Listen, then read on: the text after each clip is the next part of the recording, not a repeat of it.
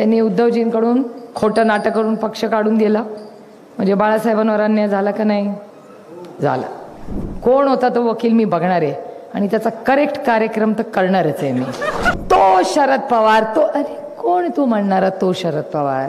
आता वकिली कर, तुला नाही करेक्ट कार्यक्रम आज नाही उद्या केला ना तर शरद पवाराची पोरगी नाही, लक्षात ठेवा। या अदृश्य हाताने 4 मराठी माणसांवर अन्याय केलाय। 4 कोण आहे ते 4? एक वंदनीय आदरणीय बाळासाहेब ठाकरे। बाळासाहेब ठाकरेंनी पक्ष काढला, त्यांचा कोण काका मामा होता का? स्वतःच्या हिमतीवर पक्ष काढला। स्वतः हयात असताना मुलाला उद्धवजींना पक्ष दिला। तो या अदृश्य ही जी शक्ती आहे त्यांनी उद्धवजींकडून खोटं नाटक करून पक्ष काढून दिला। म्हणजे बाळासाहेबांवर अन्याय झाला का नाही झाला। त्याच्यानंतर शरद पवारांचा काका मामा होता का कोणी राजकारणात? स्वतःच्या हिमतीवर पक्ष काढला की नाही? त्याच्यात सगळ्यांचं योगदान आहे। मी असं म्हणणार नाही मी त्यांच्यासारखी नाही आहे, सगळ्यांचं योगदान आहे।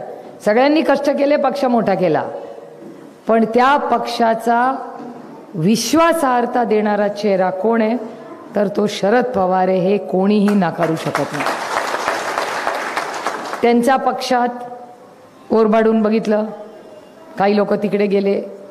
पवार साहेब स्वतः, लक्षात ठेवा, इलेक्शनची नोटीस आपण नाही पाठवलेली, तिकडून आली आहे।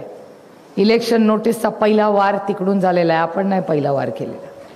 हे झाल्यानंतर इलेक्शन कमिशनला आपलं जेव्हा पोर असतं ना तेव्हा आपल्याला दुःख आपलं असतं।